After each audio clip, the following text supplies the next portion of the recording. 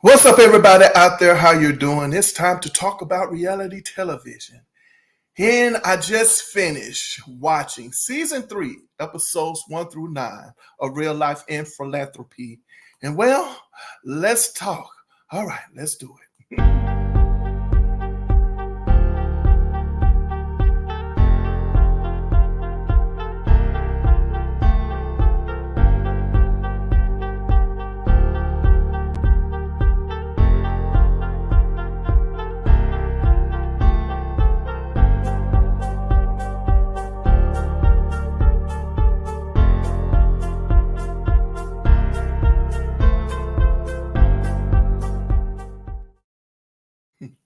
What's up, everybody out there? How you doing? Welcome back over here to my channel, Pepe's Point of View. I'm your host, Pepe.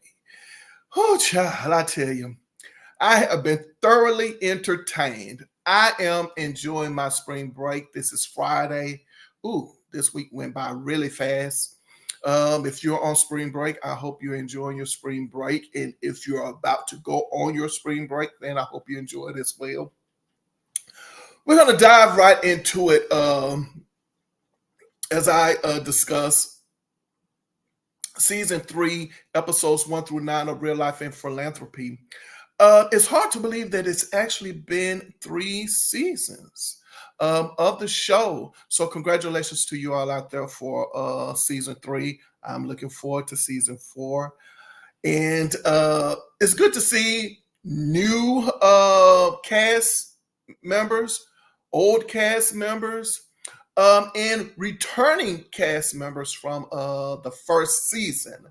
Apollo, it's good to see Apollo. It was great, actually.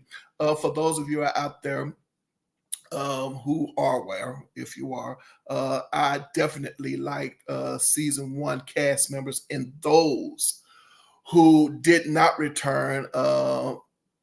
It would be good to see them return, even if they, come in and say, hey, and then they're out. You understand what I'm saying? Just some cameo guest appearances. We definitely would like to know what they're up to. And, who knows? Maybe they're on some other shows or something. I don't know. But anyway, speaking of cast members, Apollo. Wow, it was really good to see Apollo return. And, well, it looks like the same way he came in was the same way he went out. I definitely don't want to discuss any cast members per se. I don't, but there are definitely some themes, some subject matter I really do want to discuss, and well, that's what I'm going to do. But of course, I definitely have to talk about Apollo. Woo cha, woo cha. But before I do that, what I want to do is I want to talk about the fact that what has me entertained on the inside. Season 3, you guys have definitely given me some one-liners that I am going to continue to use. You have, and I'm here to tell you, you guys really and truly did, or have rather, cracked me up. So I'm just going to give you guys some one-liners that I've definitely liked, okay? And I'm not, as I said, I'm not going to talk about any particular person or anything like that, but who said it, but I am going to say he's 50 and been drinking for 45 years. I sit back like, what? He's 50 and he's been drinking for 45 years. I was like, what? And then there was the in one episode where one particular cast member kept saying over and over again, like, so you can understand where you are. Oh God, I just kept saying, like, we're going to talk about, yeah, we're going to talk about it. I was like, oh my gosh, this is hilarious. Oh gosh, oh gosh. And then, of course, the other one that, kind of had me cracking up a little bit is when we want some drama, we'll call you. I have to use that. I was like, baby, when I want some drama, I'll call you.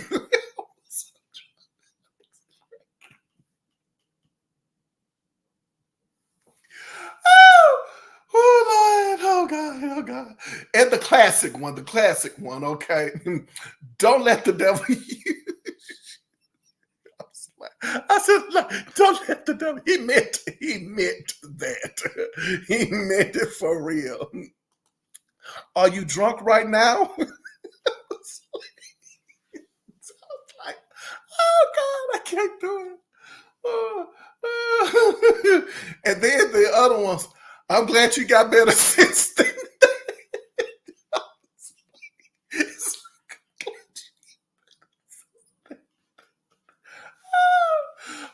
Oh, I got another one. I got another one. I just realized.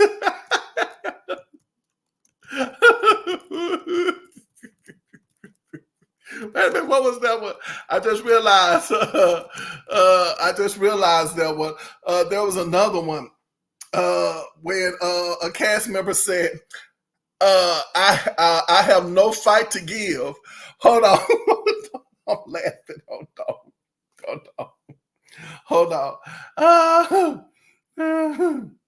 Oh gosh, hold on, hold on, hold on, hold on, hold on, hold on. Hold on. He said, I have no more fight to give. And I thought about it when I was listening to it. When I heard him say it, I thought about it. I was like, that sounds familiar. It was isn't it oh gosh, the Tyler Perry movie. Why did I get married to when when Janet Jackson's character, she was like, she was like, I just have no more fight. I don't know. All of them are my favorite. But I have to say, he's 50 and he's been drinking for 45 years. And when he kept saying, so you can understand where you are, he kept saying, I'm sorry. Oh gosh, let me get it together. So those are some good classic one-liners to me that I am going to definitely have to use. I'm going to use them in my day-to-day. I really am. Especially the one when I want some drama, I'll call it. Okay, let me get this together. Let me get this together. Whew. So let's talk about some subject matter, okay? Yes, definitely. It's good to see Apollo. Welcome back, Apollo. And as I said, and the reason why I said the same way you came in is the same way you went out, because of course that's scripture. And you know, definitely there was a whole lot of scripture being thrown about with Apollo. And see, I said I wasn't going to talk about any cast members, but I will discuss Apollo, I guess. Whew, child. Okay. So Apollo, for those of you who don't know, who you never watched the show, then for my subscribers, those who watch me, because right now what I do is I pretty much now cover R&B divas for the most part now. But anyway, so for those of you who don't watch the show, well, Apollo, he ended season 1. Let's just say, there was a lot of laying on of hands at the end of season 1. The right and left hands of fellowship, was being thrown about. Long story short story long, it did look as if he was probably under something. And so now, season 3, he has admitted that he wasn't high. He says he was coming off of a high. He left season 1, and now he has returned. He's returned. He's saved, sanctified, and filled with the Holy Spirit. And, well, some people are questioning that. Now it's time to get serious. All right, Lord. It's time to get serious. And, of course, in the LGBTQ plus community, when a person finds Christ, and has returned to the church. Let's say the prodigal son has returned home. Uh, then, of course, people begin to question that individual if he or she is a part of the LGBTQ plus community. And basically, they are like, well, hey, you ain't delivered because, we have experienced that where a person says he is, she is, and then all of a sudden they either become, a part of the down low community or they revert back to, a lifestyle of being a part of the LGBTQ plus community. Now, oh Lord, sometimes I see, I never know where I'm going. I just have to let it flow. So I'm gonna let it flow. Yeah. What I am discovering in my life and at my age, my thing now is love God. This is me. Love God. Love God with all your might, your soul, your spirit. Love God with everything in you. Love him. And then treat your neighbor as you would want yourself to be treated, or do unto others as you would have them to do unto you. And when you do that, you have fulfilled the commandments. That's where I am in my life. I'm talking about across the board. That's just where it is. And see, I don't want to, sometimes I'm sorry, you guys. And the reason why I purposely stay away from certain subject matter or just topics in general is because I just don't want to go back and forth with people about where you believe this and I believe that and so on and so forth. Like, I am convinced and I'm okay with my belief system and all of that stuff. You understand what I'm saying? So I no longer try to, persuade people or talk to people about it.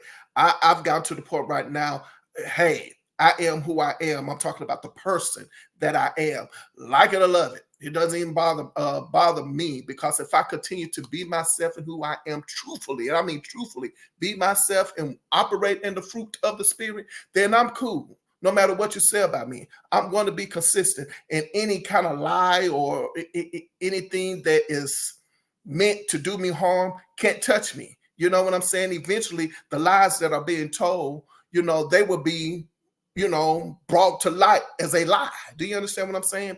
So that's just me. But so that's where I am in my life as far as loving God, and then do unto others as you would have them do unto you. Love is the more excellent way. Love hides a multitude of fault. You see what I'm saying? So that's where I am. Not trying to prove anything to anyone anymore. Not at this, I'm done with that.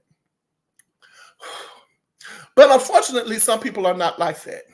And it seems as if now, and you cannot deny this, at least from an external standpoint, when you look at Apollo, right?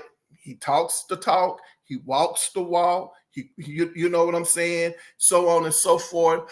But I think this is where some of the other cast members probably are having difficulty with, or people in general will have difficulty with this. And it's like, wait a minute, hold on. You can't, no, not you can't. We still see your flaws. We still see them. We still see your flaws. You're not perfect. And sometimes when we don't see ourselves, because we can't see ourselves, and sometimes we can call those things like blind spots, or yeah, let's just say blind spots. We don't see them. So while we are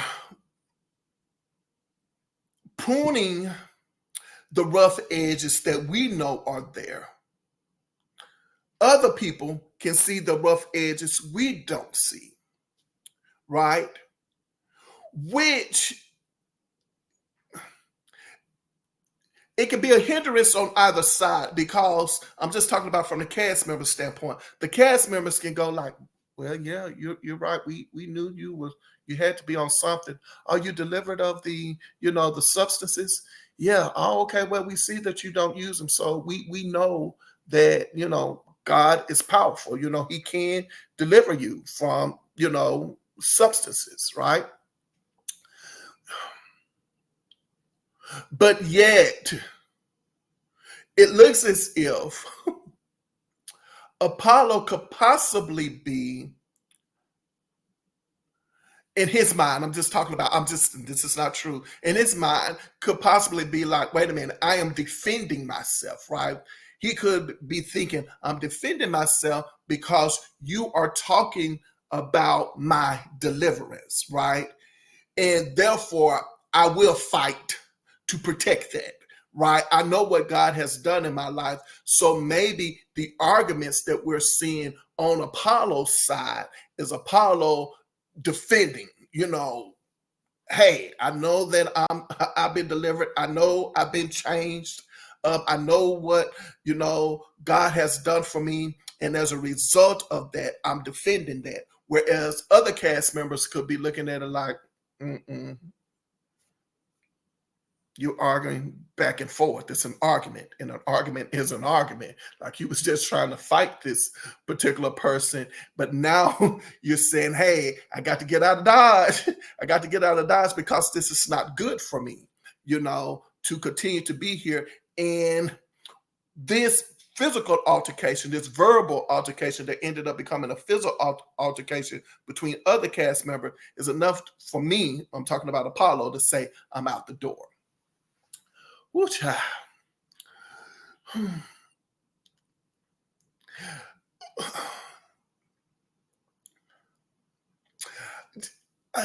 To me, I would just pretty much say, to each his own.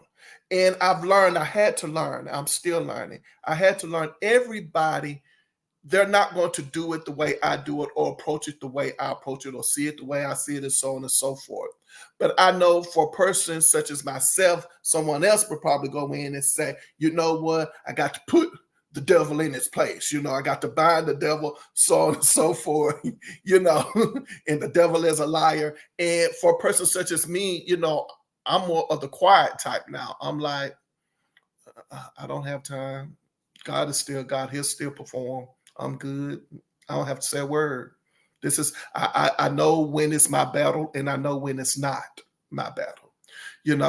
So someone could say in time, maturity, uh, you know, will have you to handle certain things differently. Having said all of that, I still think I go back to the part where it's good to see you, Apollo, but at the same time,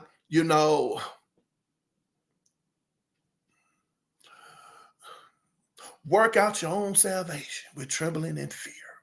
You know, uh, the old said, you'll be what was the saying?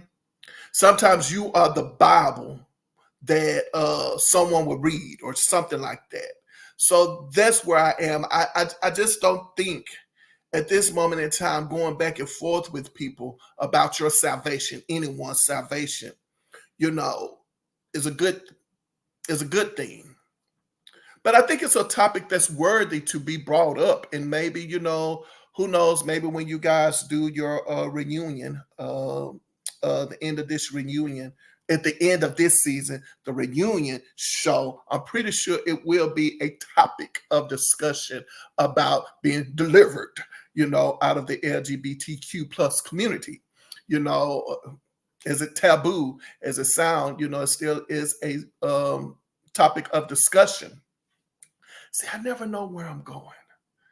Oh gosh. Okay. So still staying on this subject, I will say this though. Do you think out there, people? I'm just saying, do you think out there?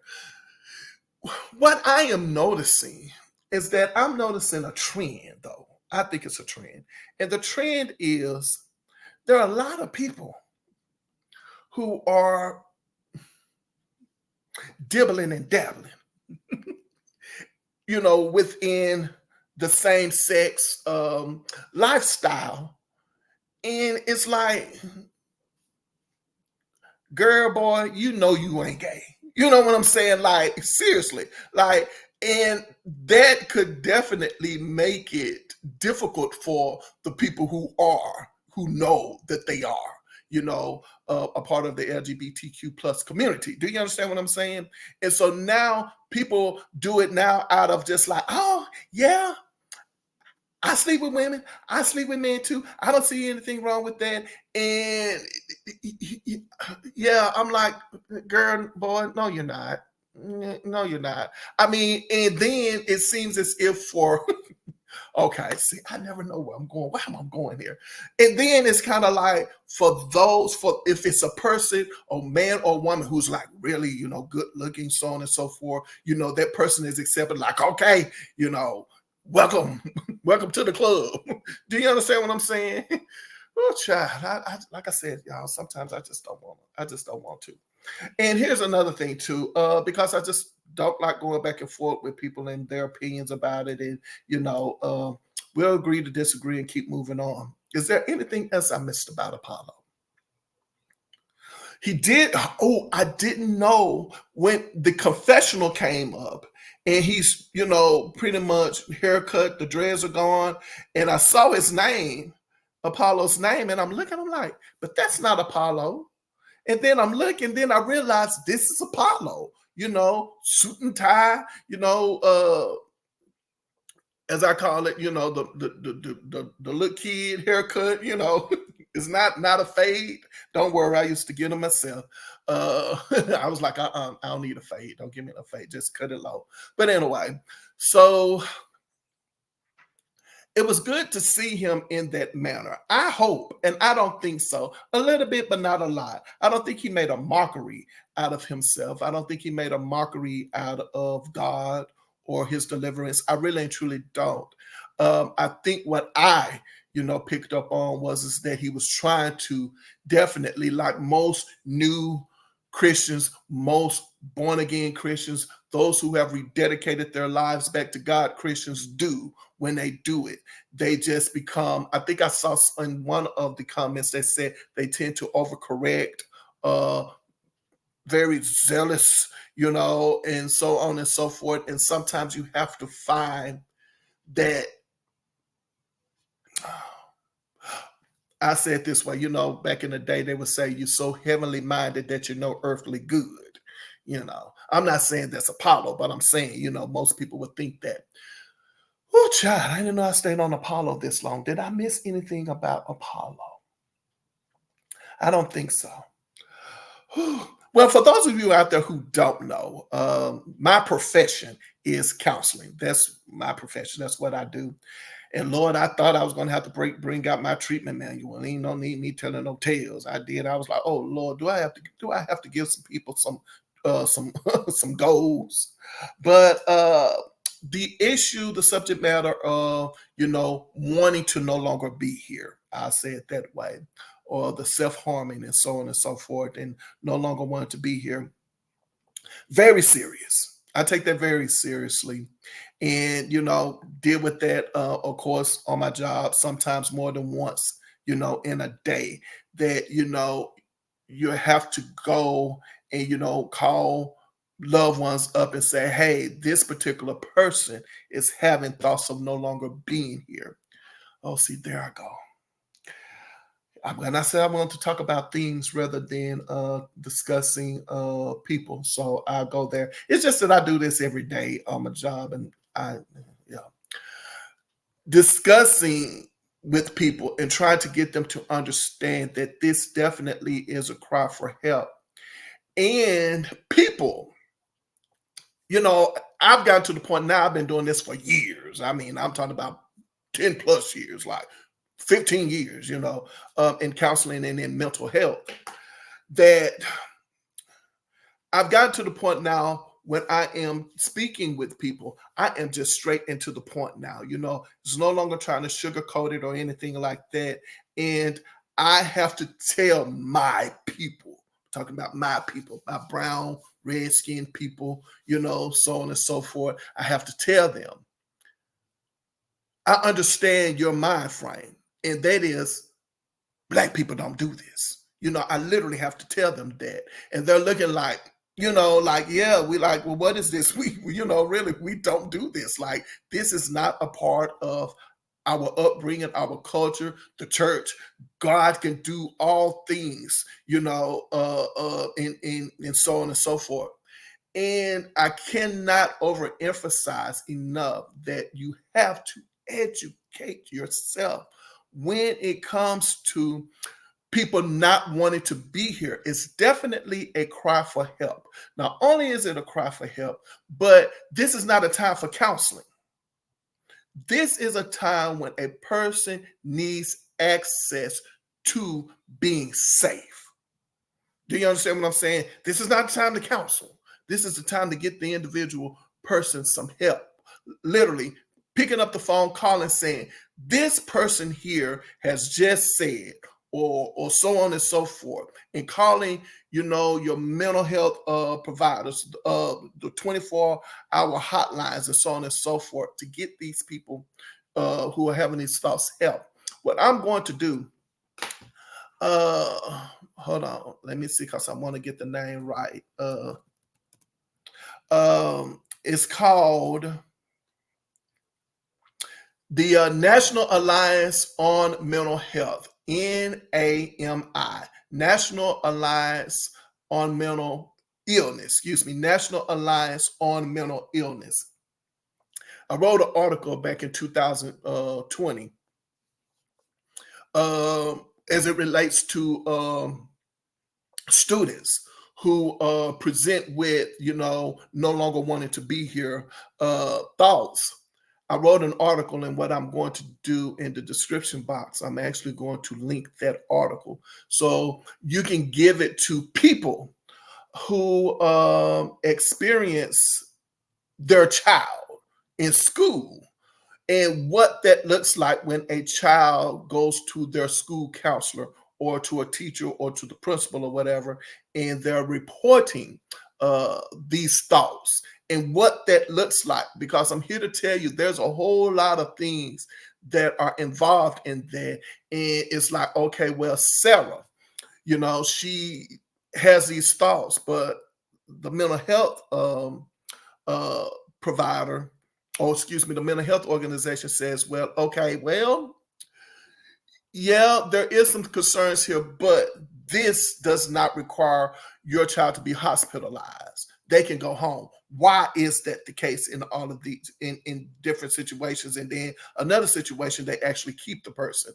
So see, I'm going back and forth with that. So it's you have to understand this and to educate yourself. And as I said, I don't take this lightly. Now, for the one cast member on the show who actually brought it up, I started to get kind of concerned though. And my concern was, as I was thinking, because 10 times out of 10, you need a safety plan. And I was thinking, I was like, well, is this environment, I had to ask myself, I was like, well, is this environment that he's in, is it toxic? Is it triggering? You have to think about that, right? Because dealing with a reality television show, some things can be said, as the person said, well, I can't pay my bills. Okay, let me think about doing this.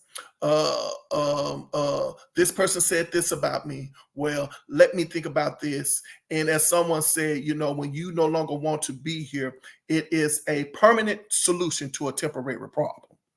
And I was saying to myself, I was like, but maybe this person no longer needs to be in this reality television world, because those things can be triggering.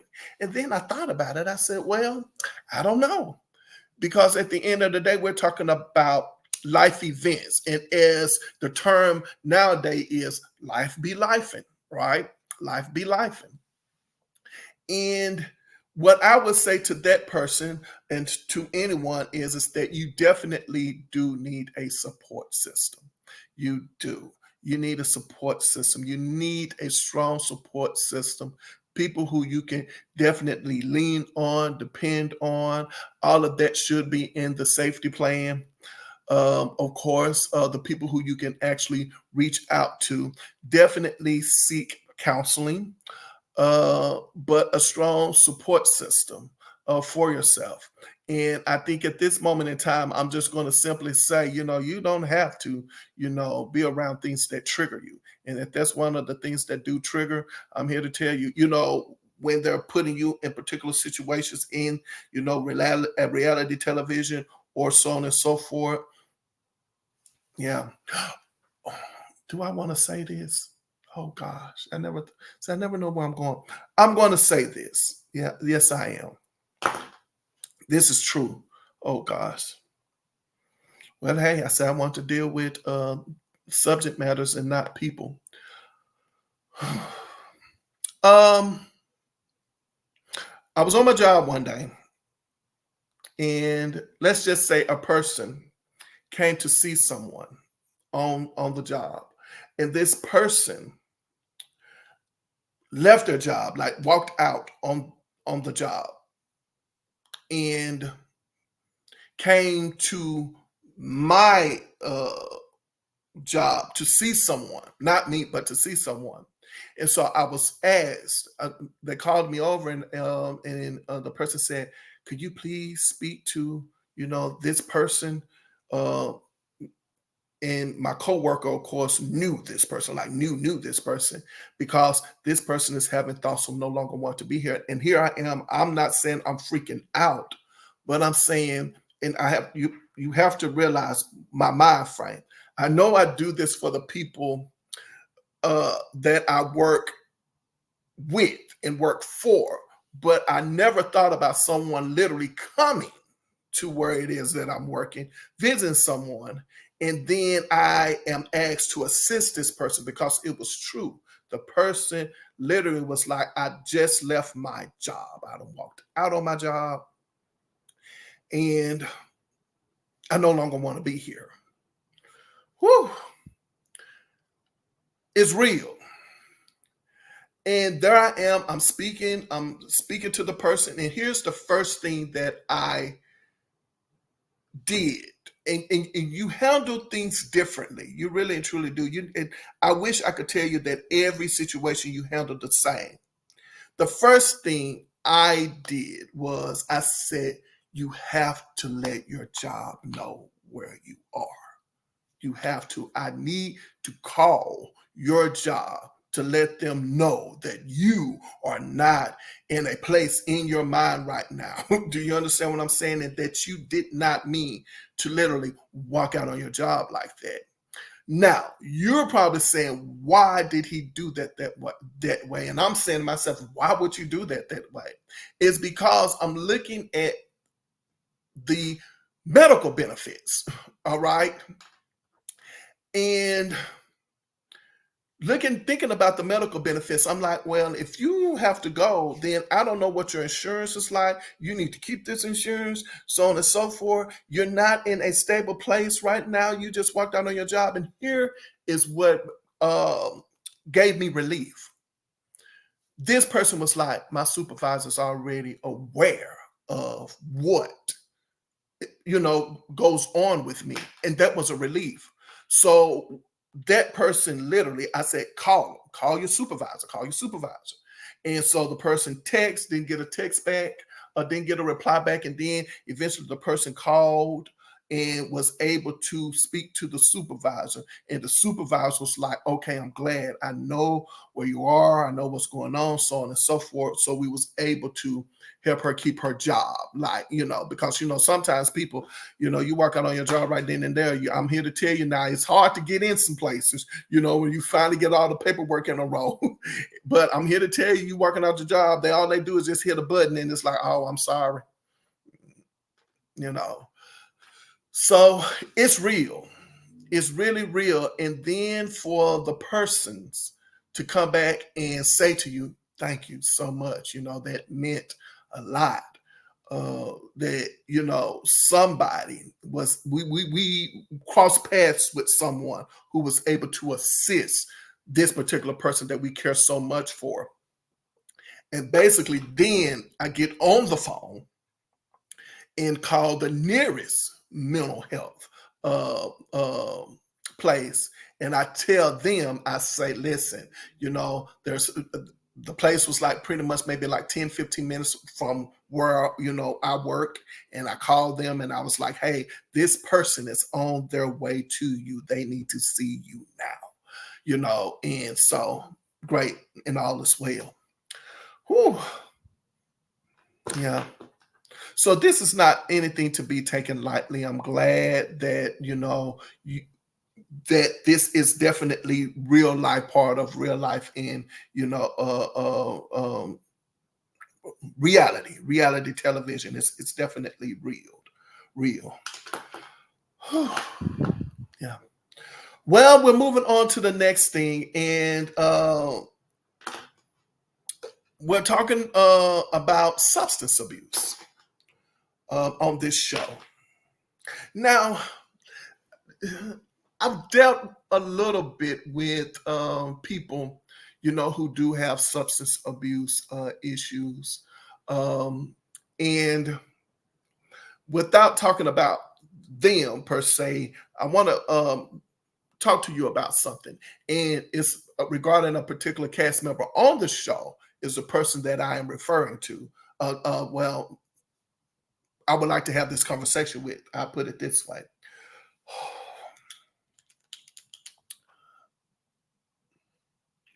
There are some individuals close to me who have had their issues with substance abuse and alcoholism and all of that. And when I was a child, I don't know, I say I was between the ages of, I don't know, I wouldn't say 6, maybe 8 and 12. Yeah, how about that? 8 and 12 years of age. And as I'm getting up in my years, my grandmother, she would say, baby, go make me some coffee, you know. And so I go into the kitchen, I pour the water in the pot, and I and I put the pot, turn the stove on. And then once I hear or hear or see, once I hear the smoke coming out of the pot or see the smoke shooting out of the pot, I pour the coffee and the sugar into the coffee cup, of course. Then I'm pouring the water in, I'm stirring it up, and then I'm taking it to my grandmother. Well, you better believe I had to taste it, right? That was just me. I had to taste it, and that's what I did.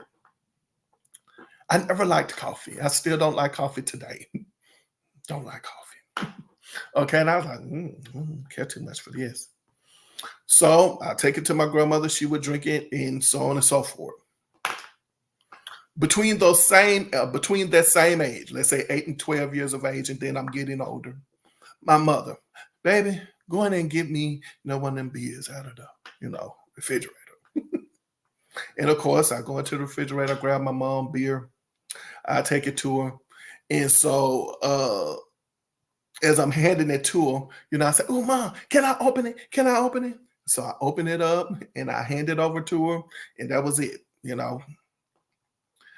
Then it got to the point where when she would ask me to go, I said, "Mama, can I have, can I taste it a little bit?" She was looking at me like, "Boy, no." I was like, "No." It's like, "Please, please, you're a kid." Like, "No, I just want to see what it tastes like." And I tasted it. I drank it. Got me a little taste. I was like, this is good. It's like, I like this. I like this beer, And well, let's just say every time my mom went and asked me to get a beer, I was more than happy to go get her one. I was more than happy to pop open the top, and I was more than happy to get me a sip, right? So one day, as I was doing that, she asked me to go in and get her one. So I went in to the refrigerator, got the beer, popped the top, threw it back, and the next thing I know, before I knew it, she had half of a can. I took it to her. She was like, "Boy, you done drink. Drink the whole can. Like, she's looking at me. I was like, Mom, I was like, I'm sorry. So, of course, I knew then as a child that beer was my beverage, not coffee, beer, right? But now here's the thing. What I never drank like by myself. I never went into the refrigerator and got one out. It was always when my mother asked for one, would I take a sip? Never of my dad's, nobody else. It was just always my mom. You know what I'm saying? And that's what it was. So as I said, there were some people close to me in my family who actually did have what you would call that when you saw them, they were intoxicated. Okay. So one day I decided that, you know what, I was going to enjoy my time out. And let's just say I had fun. Do you understand what I'm saying? And I found myself intoxicated, with beer.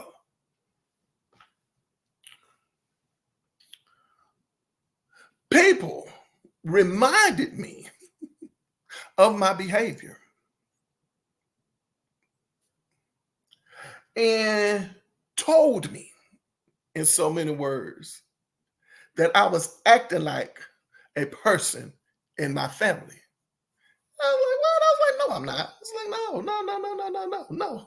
It's like, no. Right? I was like, okay. That was the day that I made a conscious decision that I would no longer drink again.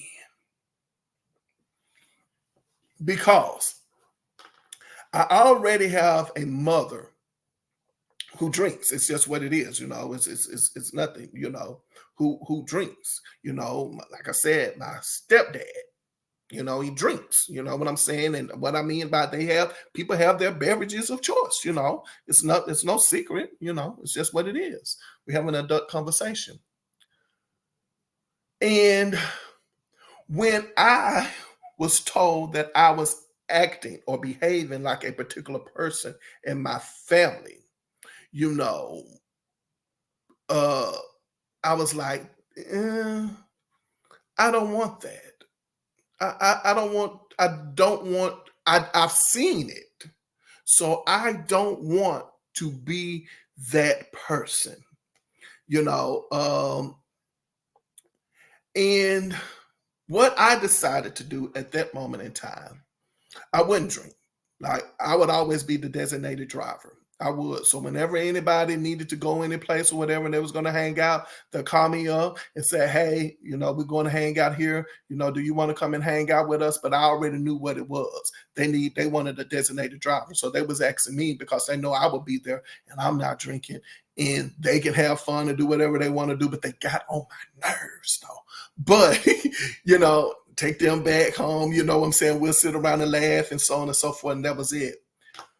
But I had to learn how I was going to be if I was going to socialize that way. So for me, this is just me. I'm not saying this is for everyone. But for me, what I decided to do, and it has worked for me all of these years, it has worked for me, is that I have my beer of choice. I have my vodka of choice. I have my wine of choice, but I don't have a champagne. I'm still trying to figure out my champagne. I know this particular brand of beer, I know only 3 cans, and that's it. I'm done. I know that. I know what size of vodka I'm going to drink. Once that's it, I'm done. I'm not intoxicated or anything like that. Do you see where I'm going? I know this now. And praise God. That's it. I'm done. Everybody's looking at me like, you want some? No, I don't. Don't need it. I'm good. And if you're not careful, I'll hold on to that one and just sip from it. So when it comes to that, so what I would say, as it relates to, people who have these issues in their life is that most people, I guess, don't have that strong will like me. Like, say, for instance, I'll talk about my grandmother. My grandmother gave up smoking just like that, cigarettes. She gave them up. She's like, "Oh, I'm done. I don't want to smoke again." And I looked up one day, and literally, she did not have any desire. She just like, "I'm done with them. I don't want them."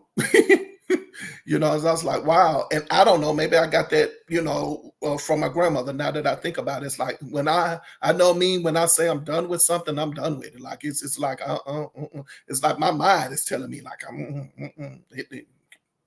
don't want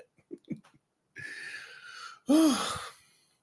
So I don't know, but I will say that it is definitely an issue when we're talking about substance abuse, alcoholism. It's definitely an issue, and I don't know. My thing will be, I guess I would just ask the show in general or anyone who will pretty much watch this particular commentary. And if you've gotten to this part, I would just ask, is it the show's responsibility when it comes to cast members? We're not supplying, we have to make sure that people, they show up in their right mind. You know what I'm saying? That they're not under the influence of, substances. I'm just saying, it's just a question I'm throwing out. And I'm just trying to see how you guys feel about that. Oh, well, I think I'm doing good because I have one more topic that I want to discuss, and that is reality television. In the past, I used to say,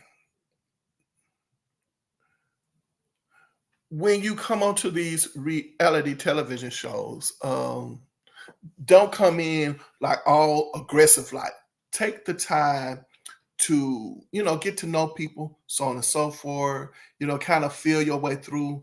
And now I'm at this place where I'm saying, well, you know what? It's a platform. It's what it is. It's a platform. You decide how you want to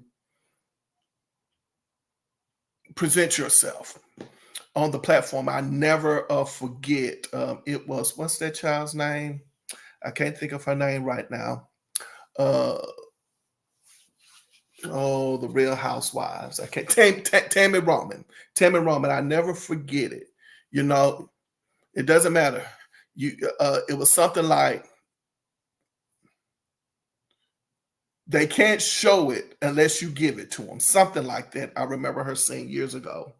And I said again, you have to decide how you want to show up when you come onto these reality television shows and what it is that you want, what you want to achieve and accomplish. And I just pretty much leave it at that when it comes to reality television, because it is a platform. People, do it because it's like, hey, I'm just coming through. I'm using this because I want to be an actress. I want to be in movies. I want to direct. I want to, whatever the case may be, or I just want to increase my platform. I already have my business. This is my business, and so I need to be seen. So on and so forth, so that I can increase the sales, whatever that is. And so that's it. So to think that people would definitely show up on a reality television platform and everybody sing Kumbaya, is just not going to happen. I just, somebody somewhere is going to make that choice that it's not going to happen. And speaking of responsibilities of reality television shows, I will have to direct this to Real Life and Philanthropy. And I'm going to ask the question like I asked the ending of the first season. I'm going to ask it right now, episode 9 of season 3. Where is the security? When someone is Obviously it's about to become a physical altercation. Like you guys still haven't gotten security, at least one or two soldiers, to separate individuals. Uh, but that's pretty much it. I don't think I have anything else that I want to discuss as it relates to real life and philanthropy. And I just realized this. I did all of this and I didn't show the picture.